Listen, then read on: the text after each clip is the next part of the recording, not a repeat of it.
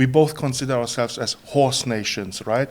The difference is that we have 5 horses depicted in every page of our passport, but in Kazakhstan, everybody has a horse at home, I say, Yes. but that horse is in the fridge. That's true. The easiest one is somebody who is successful and enjoys the work.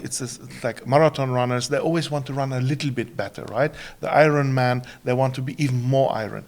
So learning on the top of this ecological pyramid of learning is very easy. It's instinctive. This is called the flow. I have a book of Shandor Petefi Yes. in my personal library. And in Budapest, we have an avenue called Astana Avenue, and on that is the statue of Abay, your great national poet and musician. I think AI will be able to give them guidelines, first steps, quick things, and it will be easier than to search now on Google Docs or on Google PDF. What are the words? Yes. So you don't believe in horoscope? I don't believe in horoscope. It is not reliable. It cannot predict me. Only when things go well, then I say, oh, you see, it was in the horoscope. But flow is something which is measurable, which can be predicted. By the way, the strongest skill of Kazakhs is quick decision-making compared to other nations. And this is so true. By the way, which month you've born? I'm Gemini. We have to learn about your horoscope and then Analysis. This analysis. You're saying that genius can come from anywhere. You can develop and open their potential. You should see the potential of people and discover them instead of changing them. This person doesn't get the money because he works only with the people whom the match has. This person gets the money to be a leader of everybody.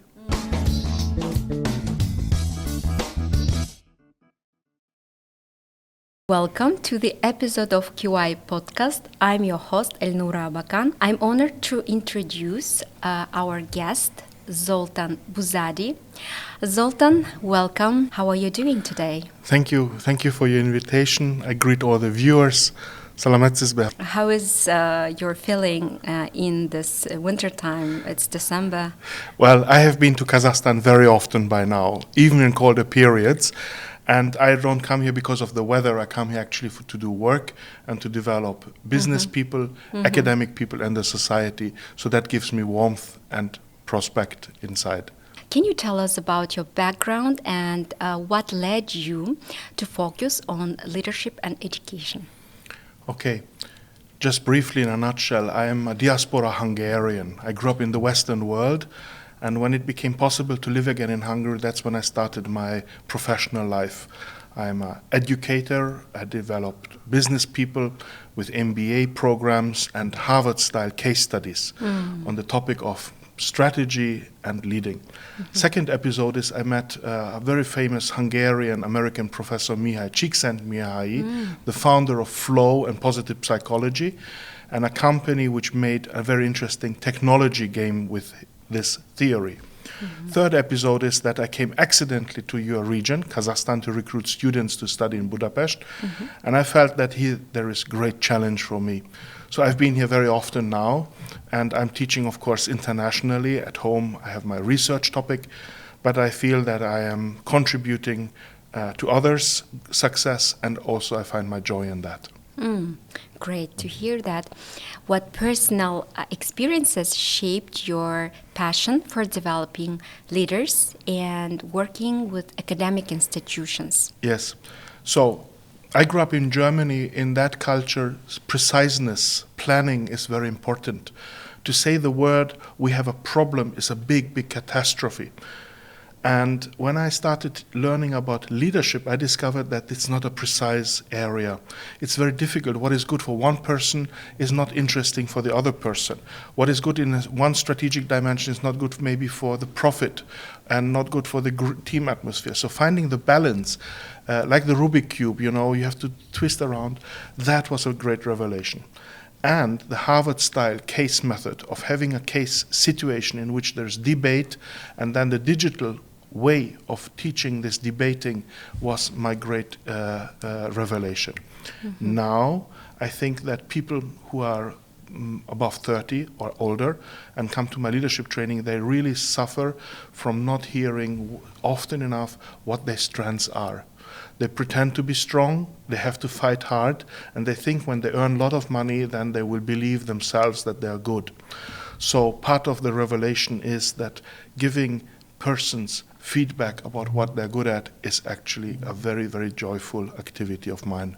That's very interesting. That is true that a lot of, especially young generation, they are eager to learn these key skills like stress resistance or the adaptability. Now I would like to ask you about education and leadership in a more focused way.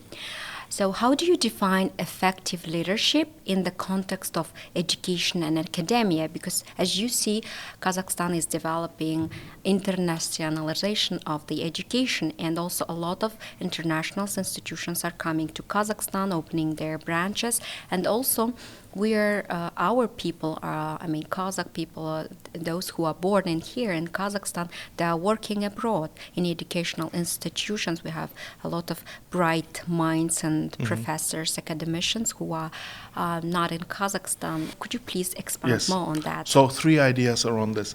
The first one is accidentally your education minister, higher education, Sayasat Nurbek, was my colleague many years ago when I started to teach here.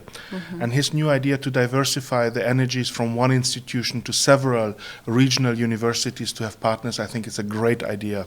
Actually, to establish Kazakhstan, the central of Asia, here Central Asia, as a hub for people to study here, even for institutions from abroad who would come here, would not be able to go into that country, is brilliant.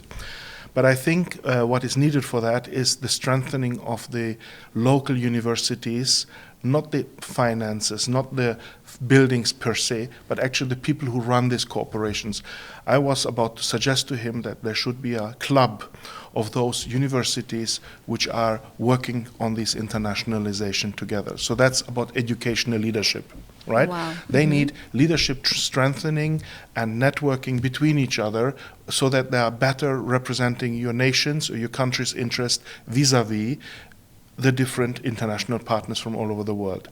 The second topic you mentioned is what about people who study abroad, your nationals? We have that as well.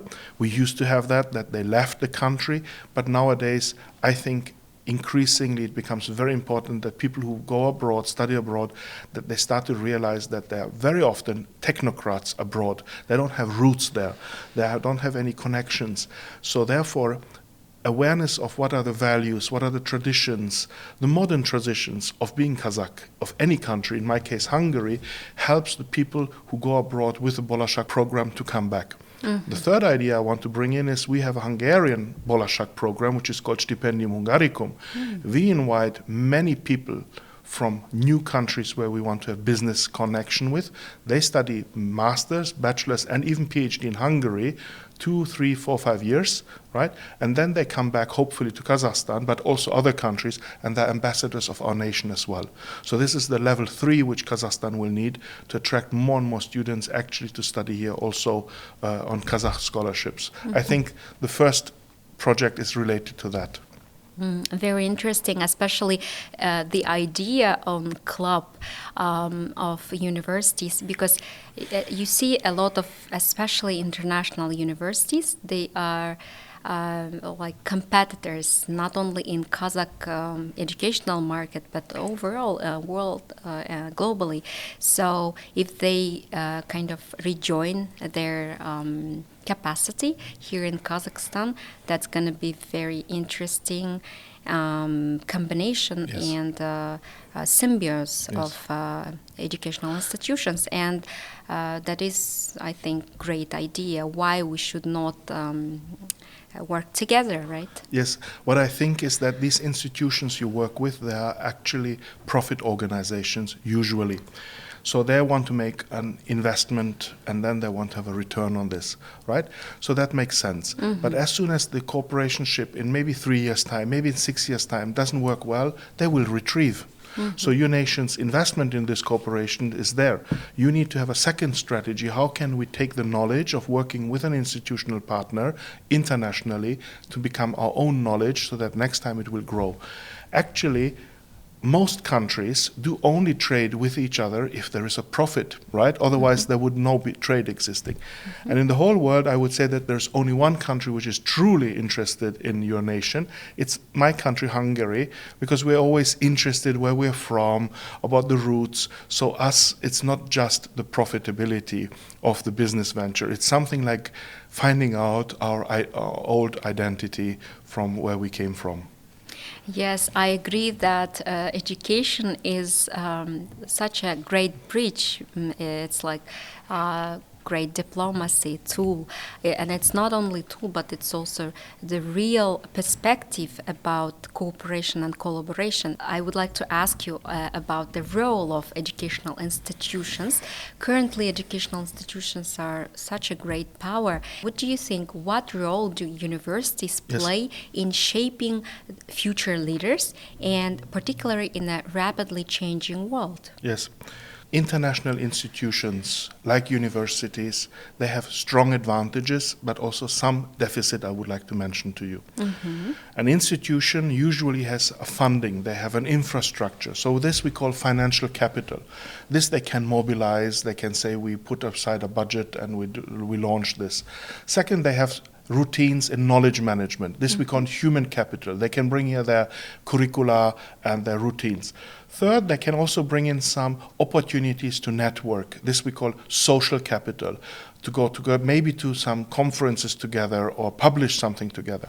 But if you think of any institution from abroad and they come once to a distant location like Aktöbe, okay? It was interesting once. Twice in the cold weather, which was the question you asked me, maybe. Third time, the individuals very often tend to lose their own initiative and interest. So the fourth capital, which is in individuals, it's called psychological capital. Psychological capital is the energy that you want to do something, and this institutions cannot bring in. They can only provide the minimum basis for it. So flow, individual learning, individual energies is in the faculties. So what you should look for is who are those persons who are genuinely interested in being here, teaching in this program. Because the first time, of course, it's interesting. Second time, of course, it's interesting. But the third time, it becomes actually not so motivating. So therefore, financial capital, human capital, and social capital are not enough. You need this search for this inner drive, which is the fourth type of capital, psychological capital. That's the essence of good leadership. What advice would you, personally give to educators in Kazakhstan? Because we have a lot of young educators who are opening their schools, and one of our future podcasts will be with one of creators, founders of such private or private and public partnership schools. They are young leaders, and as soon as they promote education and they open schools and so on, so they want to integrate leadership development into their programs. And I know that some of them they would like to bring economy or the financial literacy from first grade, from even beginner schools. So what is your advice? Okay, I'm not expert in what schools should be teaching. I'm more like an adult educator.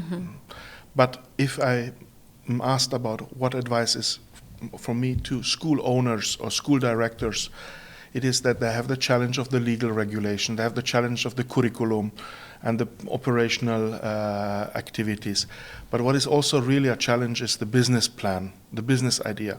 And then they can learn a lot about managing the team. What we do in my leadership training is we speak of different personality types. The problem is that educators whom they deal with are very often helping professions or very purist, very exact sciences. But you need also people in an organization who are a bit more pushy, who are more innovative and have ideas. So managing a team, a colorful team, like in a company, in a school, would be what I would recommend to develop. So learn as a school director from businesses, from global companies, how they manage a pool of different personalities as their team. Very good, very interesting. There will be more and more private schools in your country. I see them everywhere. There is competition. They will suffer after a while, right? They will think, why is one school more innovative, better in catching the funds? And then they will come.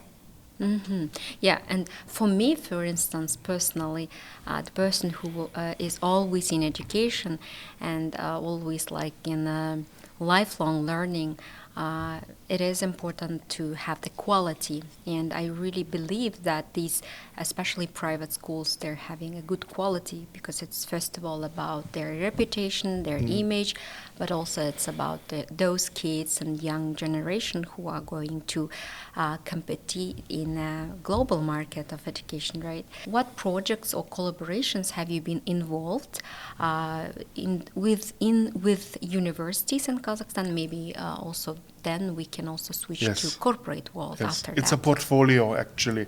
And it's not just education, it's also research, publications, PhD supervision I have done. So one of the activities I regularly do is that there are MBA programs in bigger business schools or smaller franchise business schools who have a program for people who work and they want to learn leadership. So this I do often. Very often these participants then say, Zoltan, your training was super cool, can you come to us? Sometimes big companies like your railway company or gas company, sometimes more innovative like financial centers, international funds. Sometimes I am asked, can you be a PhD supervisor of somebody? And Anastasia Lipovka was my first PhD in Kazakhstan. She's the first person to have completed the PhD in business administration. I'm very proud of this. Abroad? In Almaty, in Okay. Almaty. Now we are researching. We won an NCSTE research grant for postdoc, Jas Khalim, so young researcher, young scientist, and we research the skills of women in your country compared to international benchmarks. My PhD student in Budapest, Gafar Tureva from Uzbekistan, she's comparing the Turkic nations countries' skills, Hungary, Turkey, and Kazakhstan. So I actually produce academic journal articles, puts your country onto the global map. But I'm also now involved with Ultik Ustaz, a movement which sounds really good, the wise man or the master of the nation. And these colleagues are having a school of rectors, and I contribute. I like being here. I'm a good educator, and they give the platform for that. So my hope is that we will extend this activity of this flow and the leadership training also to other universities, which you mentioned, this internationalization project, because I'm good at that, and I enjoy doing that, and I can give value for the participants. Thank you. That's great to hear. Currently, you said about the educational institutions and so on, and it's like I understand that it's universities. But do you work personally with professors? Not like about linking to the exact university, but maybe joint projects, articles, research, and also maybe do you work with institutions, not like educational institutions, but research institutions? So first of all, I work with our own institution. I'm full-time professor on the research track in Corvinus University, which is really a great international university located in Budapest. Secondary, with the Hungarian-American professor Mihály Csíkszentmihalyi, we founded a research network, a global research network, discovering how flow and leadership are actually going hand in hand. So that's my own initiative, and I have partners in that, and this is my mission. Secondary, here in Kazakhstan, I'm being invited to work for national research grants. For example, now a university asked me, because of the high publications that I have, to be part of this project. I mentioned to you the Jas Khalim project, and I am actually sometimes invited, like it was in KeyMap, to do faculty development. So sometimes universities say, can you teach us, our pedagogists, to be different and better? And then we focus only on having this training internally for the teachers. But there is an opportunity for that. It's called CEMEN. It's an international association of business schools and management educators. And it is a possibility also to learn pedagogy and networking for other universities through that network. I recommend, because I'm board member there. So that is such a great opportunity for universities that they have a board member like you. And what is your impression of the country's higher education? My opinion is that over the years, now 11 years, I see big dynamism, changes. I do know many regional universities where the rector is totally young and new, much younger than I am, and very often actually a lady, which is a great thing. The other change I would like to see is that I would see more men working in universities as educators in the business field. So usually, I can say this maybe a little bit entertaining, that I usually saw two types of men in universities. Either it's the rector or the security people. What does it mean? That after socialism collapsed, it was economically so unattractive for men to stay in education, right? Some of them in certain fields, engineering, medical, I can imagine, but I now speak of what I know, management, business education. And this needs to change. You need to have, I think, far more people doing international research, just doing this academic work I have to do in order to be at a ranked university. And very few universities do this.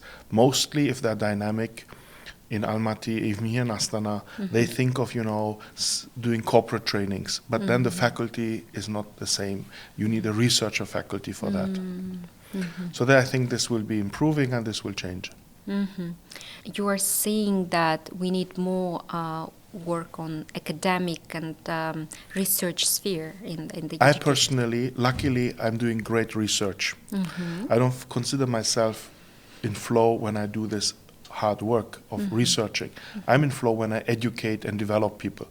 But universities only exist when they do produce new papers, which are very often very boring, absolutely irrelevant. But the world is like this. Universities are internationally recognized and ranked only if they publish. Otherwise, they will be called business schools. And business schools can do a lot of training. They also do some research. But to have standing in the eyes of your partners, it is not reputable to fly here from any international great university and then see that there are faculty members who don't even have an office, they don't sit together, and they are not doing any research work, which from a business perspective is not very relevant. Well, then the partners will think that they are not actually dealing with equal partners here. That is a big challenge, I think. You said that you are in a board of directors, you are in a board. And do you think that this Kazakh educational system, especially this higher educational system, they are evolving in enough way in terms of internationalization? Of course, and if they align with global standards? Of course.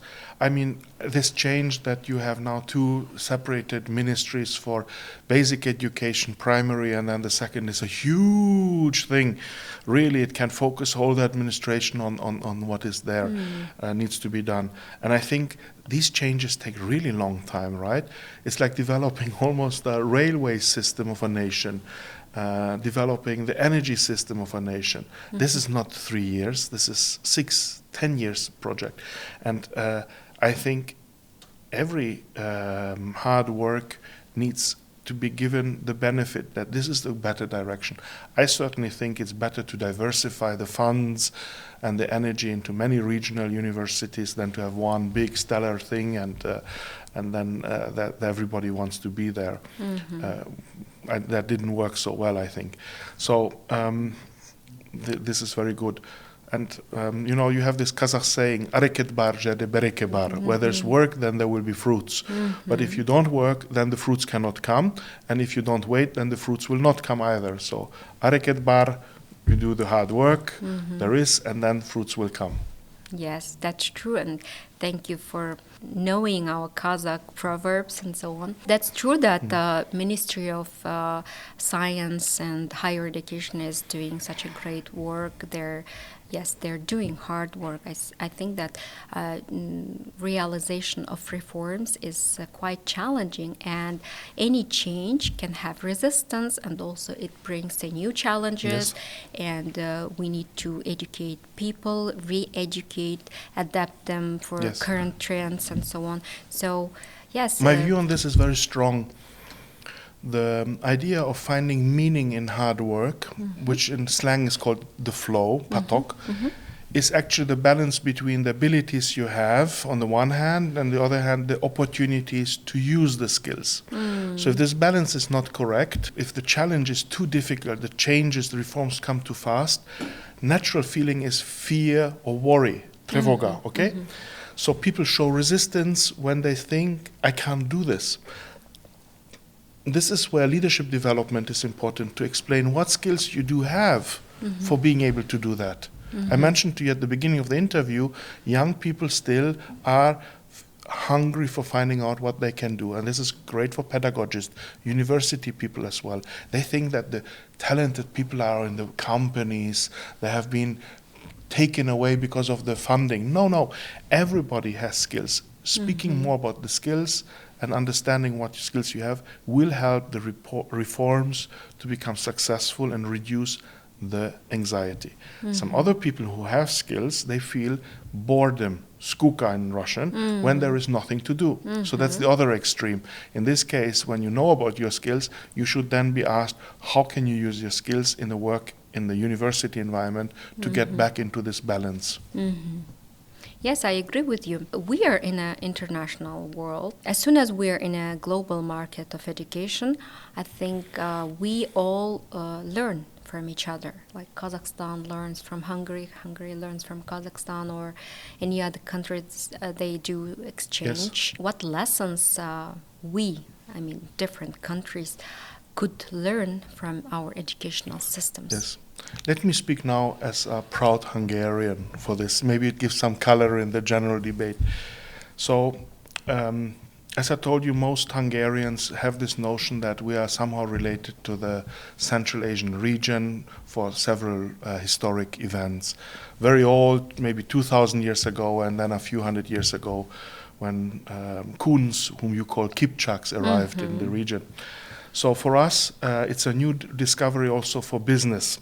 Our government is part of the Turkic Nations Organization as an observer. Turkpa. Yes.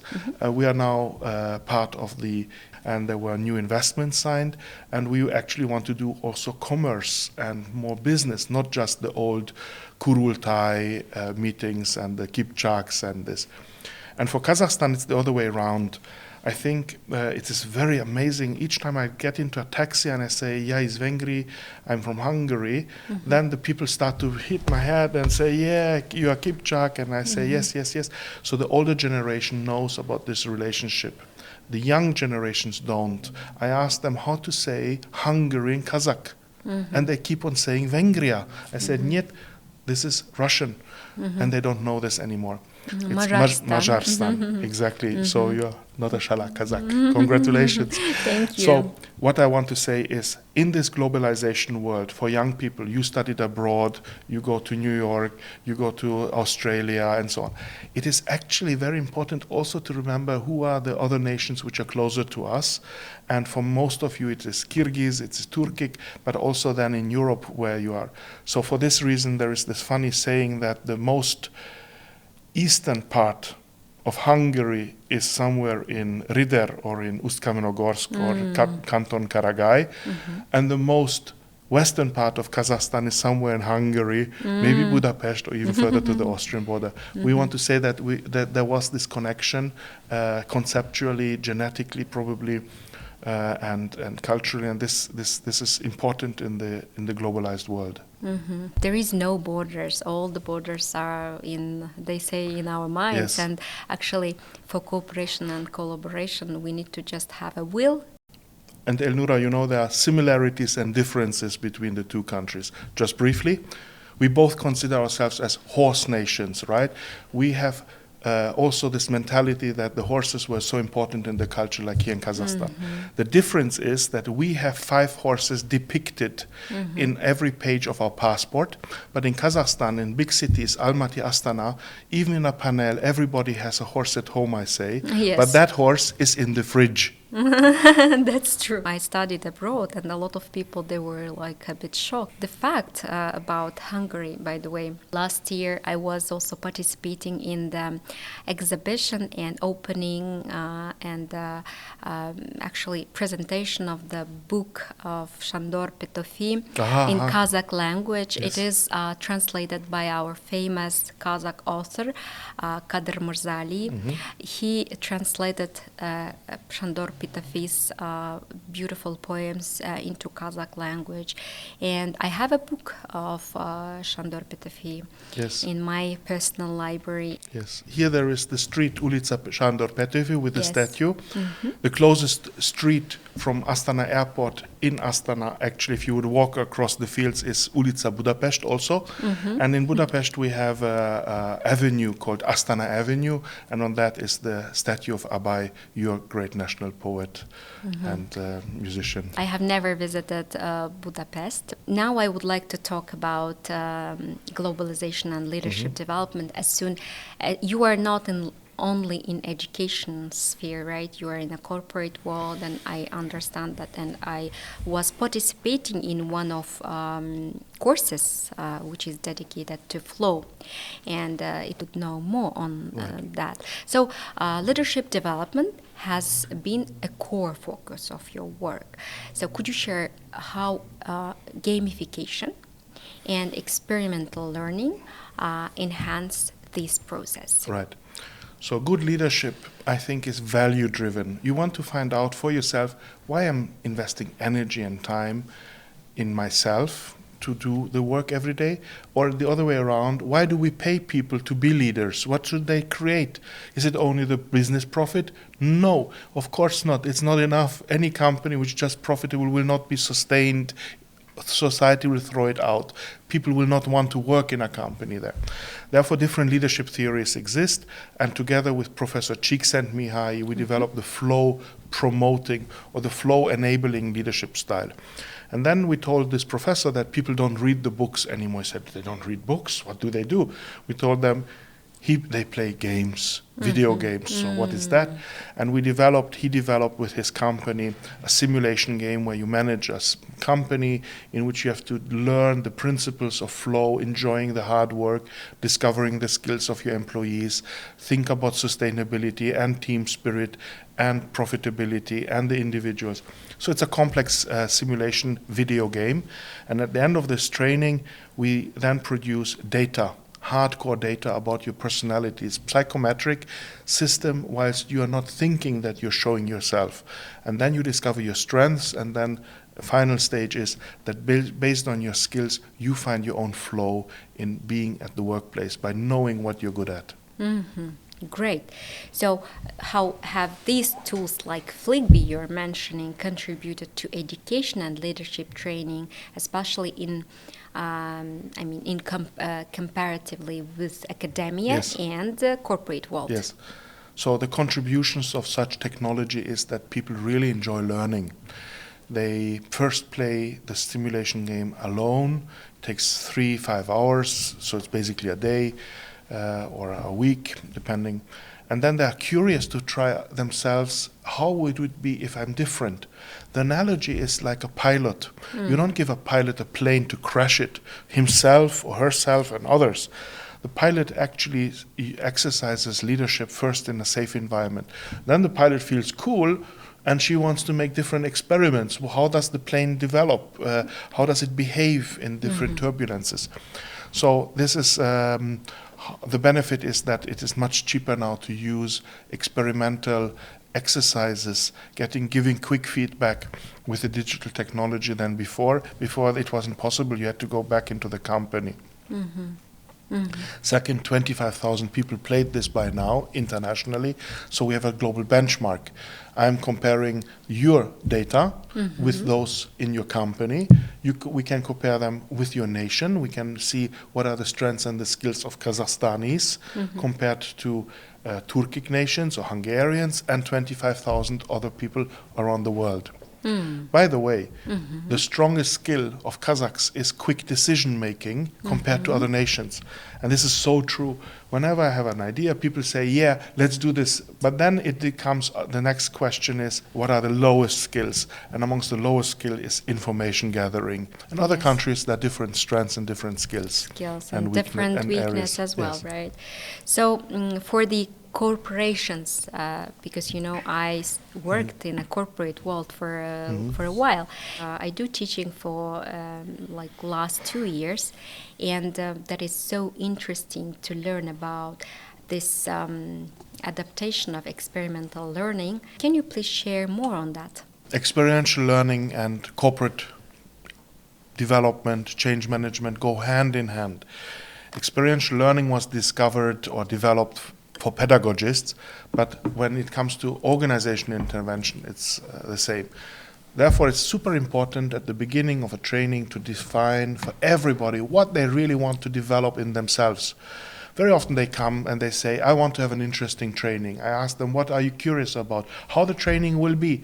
Well, that's not good enough. What is your individual agenda during the next 2 days or 6 months that the Flickbeat process goes? Second, input is a little bit of theory.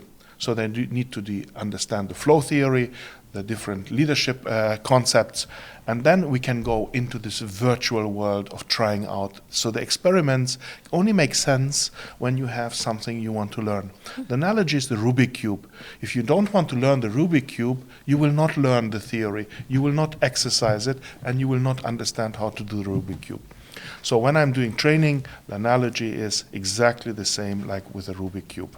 When you especially do change, yes, and like organize all these changes, that is really hard to make other people to believe in that this learning is needed for them. Yes. So what is your experience on that how you can make other people to want to learn? Yes.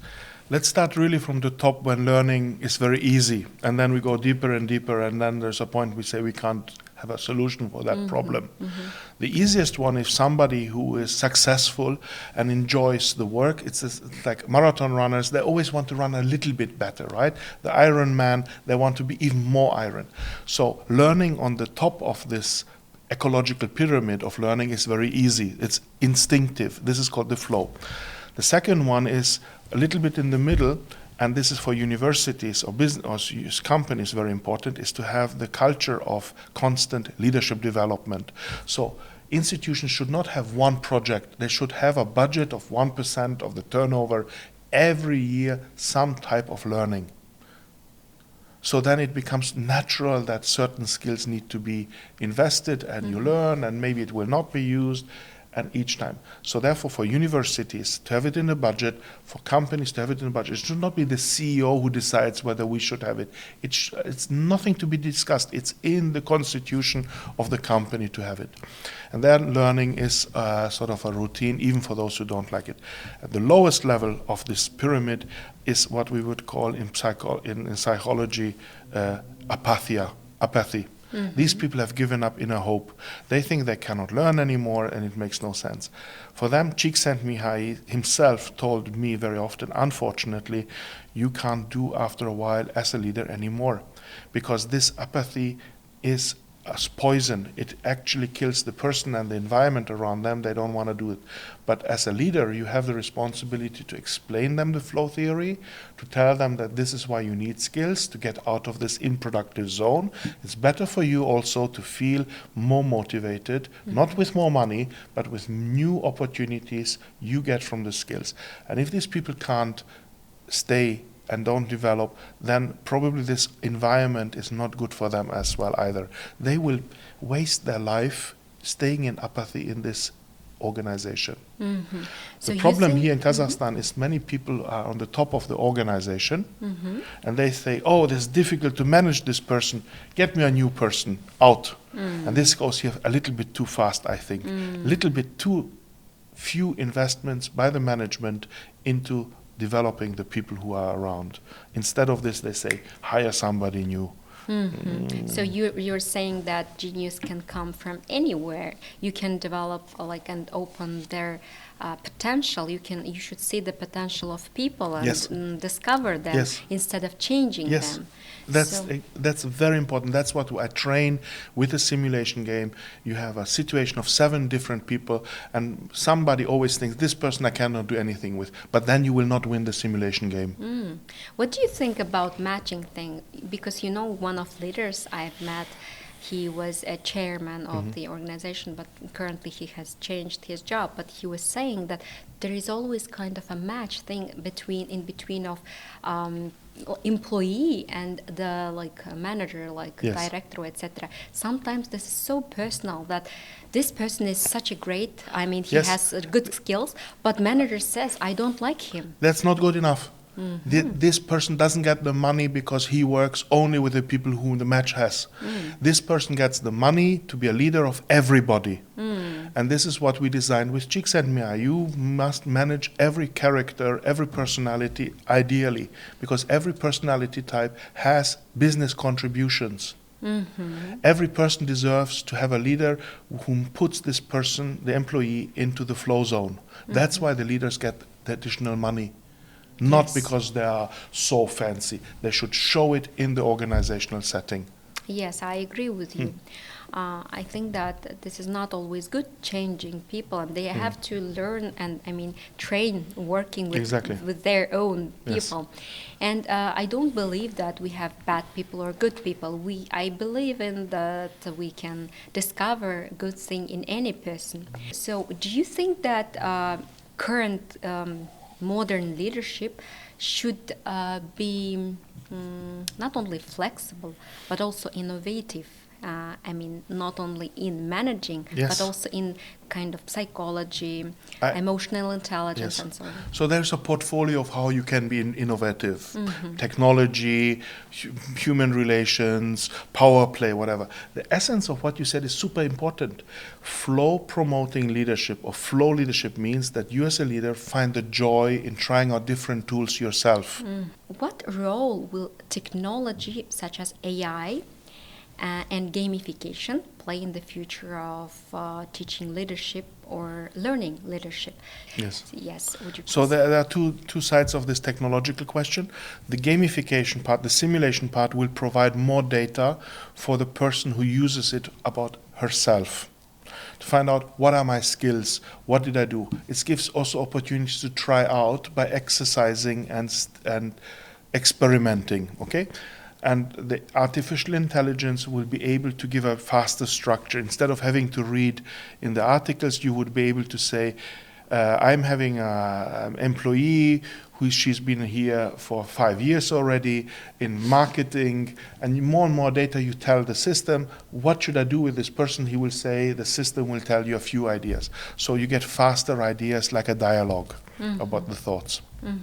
So, do you believe that AI can replace some of leadership features? Because you see, Yes. Yes, I imagine that people in the future will sit down and they will ask, I have a very difficult call with some person and I have to tell her that she was in apathy now for so many years and I did this and this, and I have to tell her that we are going to terminate the contract in half a year if there is no change. Please help me.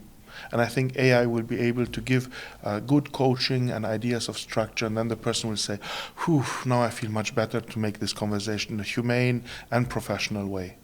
Yeah, so leaders would not need psychologists or therapists in order to discover. Yes, maybe this I think they will need. I hope they will need a human helper, but I think AI will be able to give them guidelines, first steps, quick things, and it will be easier than to search now on Google Docs or on Google PDF. What are the words? Yes.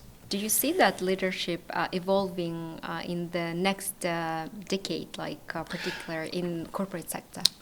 What the trend is that young people feel so fast bored, and the leadership gets better and better, and the young people are not capable for good leadership to be receptive. Quick thinking. Quick thinking, quick projects.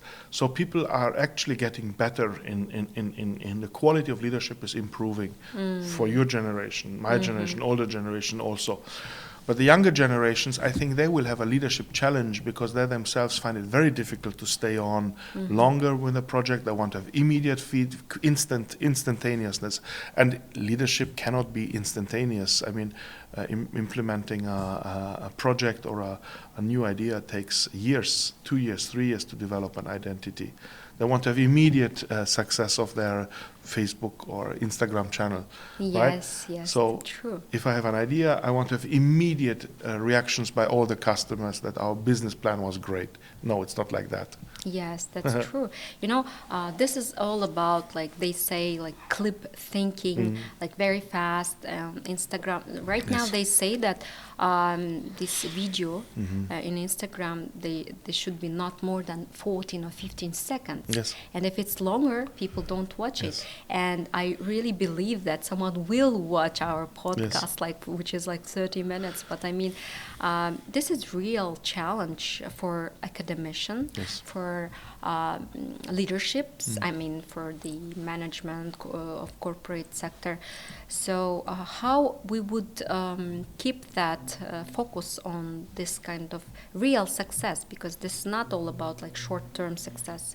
When we are successful in something, we need dedication and consistency, right? I face the same challenge. I also teach master students who are 23, 22 years old. I make my sessions shorter. I give shorter answers to you now than I usually do. And I explain them this idea that other activities you enjoy, and then they come up, I like playing sports. So the analogy of doing activities which they know and then say that learning is the same in academia or in business projects, that helps.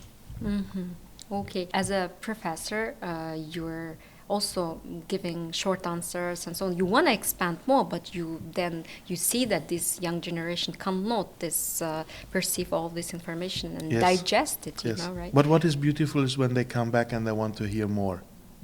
That's great. Please tell us what is the most valuable leadership lesson you've learned and you apply it both in education and personal life.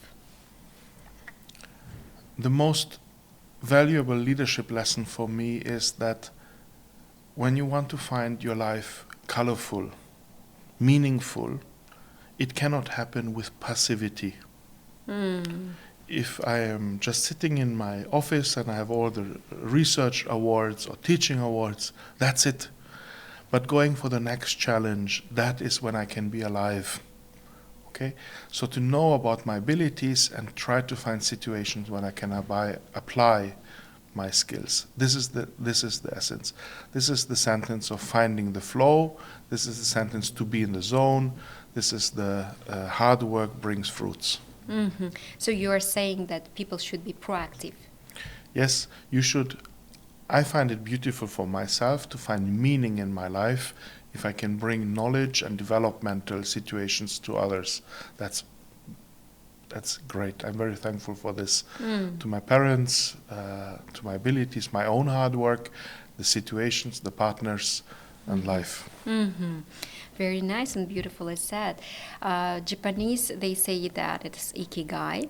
And do you have some kind of similar words in Hungarian language? Some kind of that is about like meaning of life? And yes.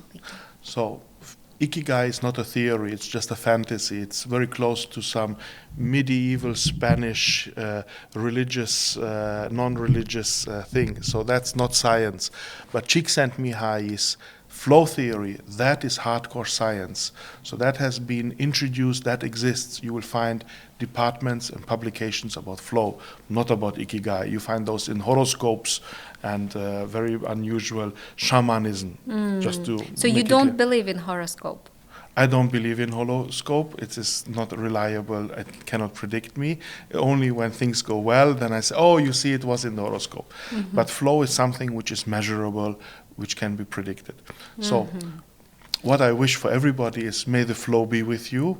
But in Kazakh, it's areket bar zsede bereket bar. Bereket bar. A flow legyen veled. Köszönöm szépen. Köp rahmet. Өте керемет, көп рахмет.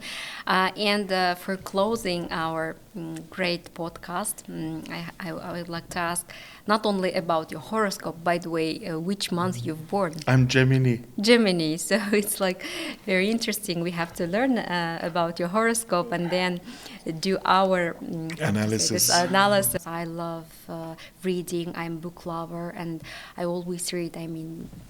And really love discovering new publications and books and research.